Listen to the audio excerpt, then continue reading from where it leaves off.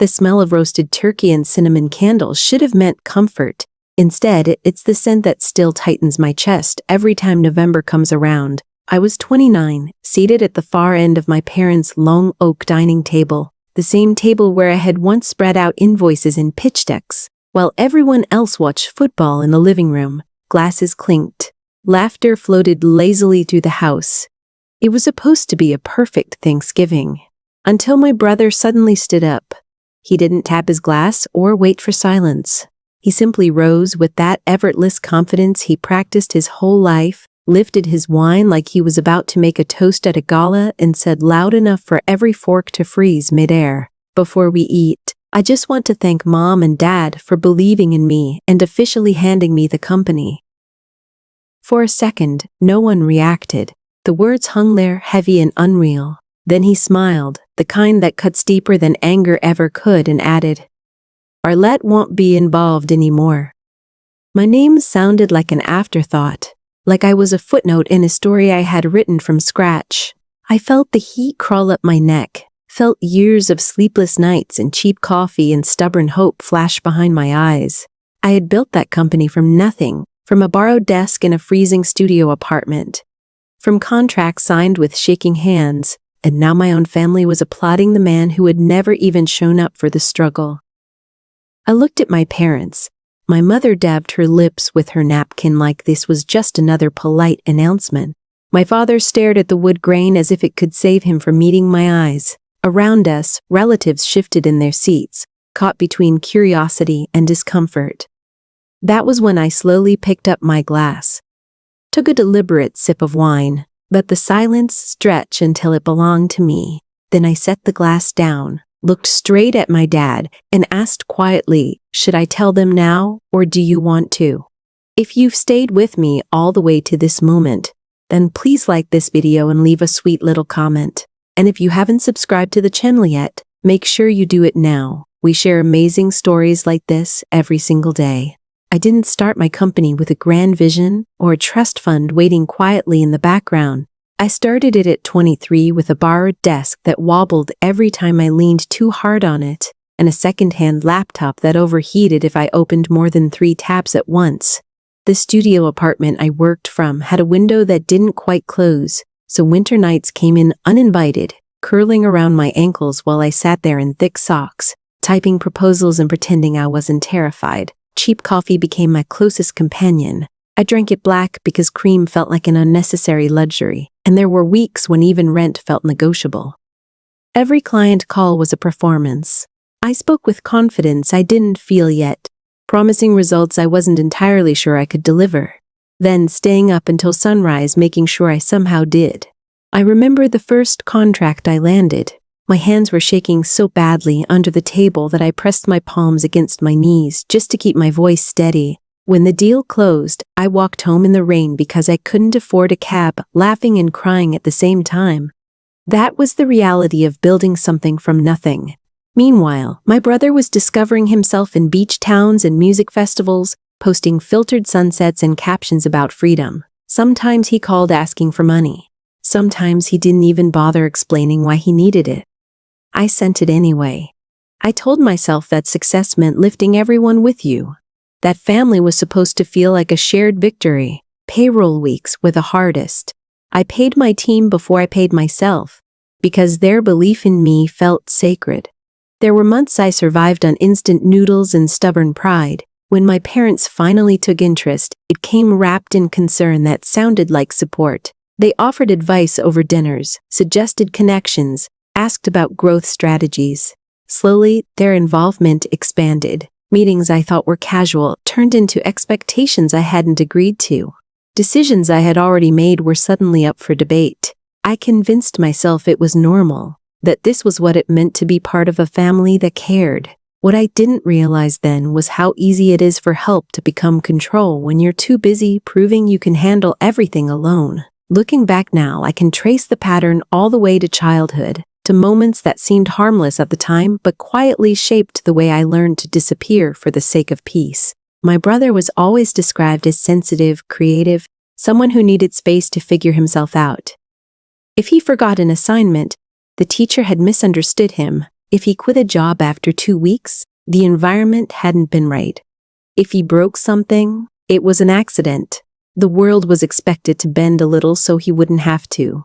I was the opposite, the reliable one, the calm one, the daughter who didn't need reminding because she had already done the work before anyone thought to ask. I remember bringing home straight A's and being told how proud they were, followed quickly by a reminder to help my brother study because he was struggling again. I remember saving birthday money to buy my own textbooks while they quietly covered his tuition extension fees. At family gatherings, relatives praised my discipline like it was a permanent feature, something that required no maintenance, no reassurance. Meanwhile, he was celebrated for potential that never quite arrived. He just needs support. My mother would say with that gentle certainty that ended every discussion, "You'll manage. You always do." It became a kind of unspoken rule. My strength excused their imbalance. My independence justified their interference. When the company started gaining traction, the same dynamic followed us into adulthood. They spoke about legacy and unity, about how businesses thrive when families stand together. I nodded, partly because I wanted to believe them and partly because questioning felt like betrayal. My brother began showing up at meetings he hadn't prepared for, offering opinions that sounded impressive but lacked substance. When I pushed back, my parents framed it as me being territorial, as if protecting what I had built was a flaw I needed to outgrow. I told myself they meant well, that love sometimes looks messy from the inside. But every time I swallowed my frustration, every time I chose silence over confrontation, I was teaching them that my boundaries were negotiable. And by the time Thanksgiving arrived, that lesson had already been learned too well. The betrayal didn't begin at Thanksgiving. It began weeks earlier, while I was living out of airport lounges and conference rooms, chasing the biggest expansion deal our company had ever attempted. It was the kind of opportunity founders dream about and fear in equal measure. A regional partnership that could double our market reach overnight. I remember pacing hotel carpets at 2 a.m, rehearsing negotiation points under my breath, convincing myself that exhaustion was just another milestone. During that time, my phone buzzed constantly with messages from my parents asking how things were going, telling me they were proud, reminding me not to forget where I came from. What they didn't mention were the quiet meetings happening back home, the lunches my brother suddenly started attending, the introductions being made in boardrooms I didn't even know he had access to. When I finally returned, jet-lagged but victorious, there was a strange shift in the office. Conversations paused when I walked in. Assistants avoided eye contact. Someone congratulated my brother on stepping up before realizing I was standing right behind him. That was the first moment a thin crack formed in my certainty. He laughed it off, said he'd just been helping while I was away, taking some pressure off my plate. My parents echoed the same narrative. Team effort. Family unity. Words that sounded harmless until I asked to see the updated leadership documents. The version they showed me listed him as interim CEO. My title was still there, technically unchanged, but buried beneath clauses that diluted decision-making authority. When I questioned it, they framed it as strategy. Investors feel safer with multiple faces at the top, my father explained. It's temporary, my mother promised, her hand warm over mine.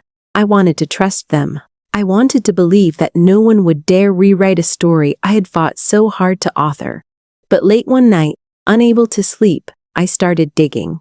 Emails forwarded by mistake, draft agreements left open on shared drives, signatures added in margins like afterthoughts. The deeper I looked, the clearer it became. This wasn't support. It was a quiet takeover unfolding while I was busy securing the company's future. And for the first time, I realized my greatest vulnerability wasn't competition. It was family. By the time my brother finished his announcement, the dining room felt smaller, like the walls had leaned in just to witness what would happen next. A fork clinked softly against a plate. Someone's chair creaked as they shifted their weight. Outside, wind rattled the window panes, but inside, the silence was almost ceremonial. My brother mistook it for admiration. He kept talking, filling the space with polished phrases about vision and growth, about how he was honored to carry forward what we had started together. Together. The word echoed strangely in my mind. I watched him gesture confidently. Watched the way he avoided looking directly at me as if eye contact might break the illusion.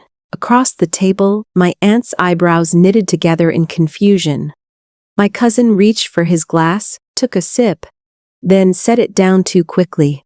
Everyone sensed something was off, even if they didn't yet know what. My mother tried to regain control of the moment. She laughed lightly and suggested we all focus on the food before it got cold. Her voice had that practiced brightness I'd grown up hearing whenever tension threatened to surface. My father remained very still, his fingers tracing invisible patterns along the wood grain, as though memorizing it could anchor him. I noticed details I might have missed before, the way my brother's smile tightened at the corners, the faint sheen of sweat along his temple despite the room being cool. The turkey sat untouched at the center of the table, steam curling upward like a signal no one knew how to read. I felt oddly detached, as if I were watching a scene unfold from a distance rather than living it. Years ago, I would have rushed to smooth things over, to protect everyone from discomfort. That night, I did something different. I listened.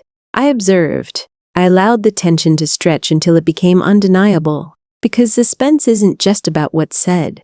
It's about what people are afraid will be said next. And in that charged quiet, I understood that the story my brother was trying to finalize was already unraveling thread by thread. When I finally spoke again, I didn't raise my voice or slam my hand against the table the way some part of me briefly wanted to. I simply leaned forward, met my father's eyes, and repeated the question with the same calm precision. Should I tell them now, or do you want to? This time, the words didn't just land. They lingered. My father blinked rapidly, his composure fracturing in small, telling ways. He reached for his water glass, missed it slightly, then steadied himself with a forced chuckle that convinced no one. My brother exhaled sharply beside him, irritation flashing across his face like a warning light. "Arlette, don't make this dramatic," he muttered, low enough that he probably thought only I could hear. But the room was listening now. Truly listening. Conversations that had nothing to do with us moments earlier had dissolved into a single collective focus. My uncle set his fork down with deliberate care. My aunt leaned forward, her curiosity no longer disguised. The shift in atmosphere was almost physical, like pressure dropping before a storm. I realized then how much of their plan depended on momentum. Announce confidently, control the narrative, leave no space for doubt. By asking that one question again, I had created space, and doubt rushed in eagerly. My mother tried to intervene, her tone firm but pleading. "This isn't the time," she insisted. "We can discuss business later." I tilted my head slightly, considering her words as if they were genuinely worth debating. "You chose the time," I replied evenly. "You chose the audience." My brother's chair scraped loudly against the floor as he shifted closer to the table, his confidence thinning into defensiveness. He began listing achievements he claimed as his own, speaking faster now, louder, trying to reclaim authority through sheer volume. But something fundamental had already cracked. The certainty in his posture was gone. In its place was a restless energy, the realization that control was no longer his by default. And as every pair of eyes moved between us, waiting for the next revelation, I felt a quiet, unfamiliar sensation settle in my chest. Not fear, not anger. Power beginning to change hands. I let the silence breathe for one more second before I reached down beside my chair and lifted the leather folder I had brought with me. It wasn't bulky or dramatic, just slim enough to look unimportant, until it wasn't. I placed it gently on the table, right between the centerpiece and my father's untouched plate. The sound it made was soft, but it carried. Conversations that had been trying to restart died instantly. My brother frowned, confusion flickering across his face as he watched me slide the folder toward our dad. "You can explain," I said quietly, my fingers resting on the edge for a moment longer than necessary. "Or I will." My father hesitated. His hand hovered above the cover like it might burn him. When he finally opened it, the room leaned in without meaning to. The first page was the original incorporation document. My name alone, printed clearly where it mattered most. Founder. Solo. No ambiguity, No shared credit disguised as generosity. Beneath it sat the equity agreements we had drafted during our earliest growth phase. The ones I had insisted be formalized despite everyone telling me trust was enough. There were highlighted clauses marking decision authority, succession rights, protections against unauthorized transfers, safeguards I had put in place not because I doubted strangers, but because somewhere deep down I had always feared being erased by people who claimed to love me. My father flipped to the next section, a stack of printed emails, time-stamped, forwarded accidentally through a chain they had assumed I never monitored. Messages discussing leadership restructuring while I was abroad, suggestions about presenting my brother as a stabilizing figure, even drafts of announcements rehearsing language eerily similar to the speech he had just delivered. The air in the dining room grew heavier with every page turned. Someone whispered, asking if this was real. Someone else murmured that it looked very official. I didn't gloat. I didn't need to. Proof has its own gravity, and as my father's shoulders slowly sagged under the weight of what he was reading, I understood that dominance doesn't always come from raising your voice. Sometimes it comes from placing undeniable truth directly in front of those who hoped you would never gather the courage to use it. The moment my father stopped turning pages, the room erupted. Not in chaos at first, but in sharp, overlapping questions that cut straight through the polished image my brother had been trying to maintain. My aunt leaned forward, asking what exactly interim CEO meant if he didn't legally own anything. My cousin demanded to know why announcements were being made before paperwork was finalized. Even relatives who had stayed silent all evening began speaking at once, their curiosity turning into visible concern. My brother opened his mouth to respond. For the first time that night, his voice didn't come out smooth and confident. It caught. Just slightly. A small crack most people might have missed. Except everyone was listening now with forensic attention. He cleared his throat and tried again, louder this time, insisting that leadership wasn't just about documents. That vision mattered. Presence mattered. He gestured toward me like I was an outdated strategy rather than the person who had built everything he was claiming to inherit. But the more he spoke, the less convincing he sounded. His arguments grew tangled, defensive, built on promises he couldn't substantiate. My uncle finally stood up, his chair scraping loudly against the hardwood floor. "Enough," he said, his tone carrying the authority of someone who had spent decades running his own businesses. "Facts matter more than pride." The room fell quiet again, all eyes shifting back to my father. He looked smaller than I had ever seen him. Not physically, but in certainty. The kind of certainty that once made his decisions feel final was gone, replaced by the uneasy awareness that the narrative had slipped beyond his control. My brother turned toward him, desperation replacing irritation. "Dad, tell them," he urged. "Tell them what we agreed." That was the moment everything truly collapsed. My father exhaled slowly, closed the folder, and admitted what he had been trying to avoid saying out loud all night. That the company was legally mine, that any attempt to transfer ownership without my consent would fail, that they had hoped public pressure might persuade me to cooperate. A collective gasp rippled through the table like a physical shockwave. My brother stared at him, stunned, his carefully constructed confidence draining away in real time. Someone muttered that this could have serious legal consequences. Someone else whispered about betrayal. I felt no triumph, only a steady clarity settling into place. This wasn't revenge fueled by rage. It was the inevitable result of truth finally refusing to stay hidden. Once the confession was spoken, the dinner lost whatever fragile meaning it had been trying to hold on to. Plates remained half full.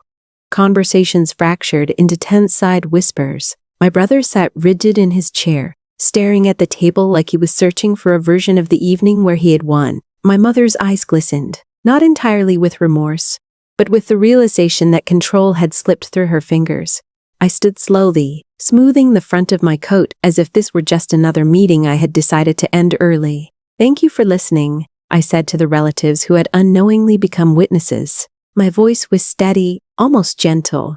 "The rest can be handled properly, through lawyers, not leftovers."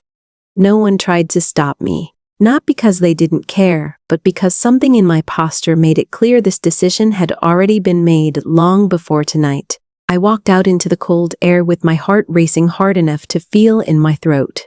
My breath formed pale clouds in front of me as I crossed the driveway, heels crunching softly against gravel. For a moment I just stood there under the dim porch light, letting the quiet wrap around me. The tension I had carried for years began to loosen, piece by piece, like muscles finally unclenching after a marathon. I hadn't just defended a company. I had reclaimed authorship over my own life. The future suddenly felt wide open in a way it never had before. Decisions would no longer be negotiated through guilt or obligation. Leadership would be defined by competence, not bloodline. As I slid into my car and started the engine, a strange lightness settled over me. Not joy exactly, something deeper. The certainty that walking away from a table built on manipulation isn't loss. It's power. The weeks that followed were predictably messy. Angry messages arrived first. Long paragraphs accusing me of overreacting, of embarrassing the family, of choosing business over love. Then came the carefully worded apologies that sounded more like damage control than genuine remorse. Eventually, even those faded into silence. My brother retreated from public view, his illusion of effortless inheritance shattered. Without legal standing or internal support, his role dissolved as quickly as it had been manufactured. My parents stopped offering advice altogether. For the first time in my life, their absence felt less like rejection and more like space. Inside the company, stability returned with surprising speed. Teams that had been quietly anxious about leadership shifts regained focus, once decisions were once again grounded in clarity.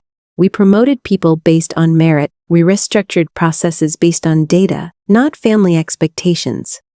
Growth resumed, steady and sustainable. Sometimes people ask if I regret speaking up that night, if I wish I had handled it privately, spared everyone the discomfort.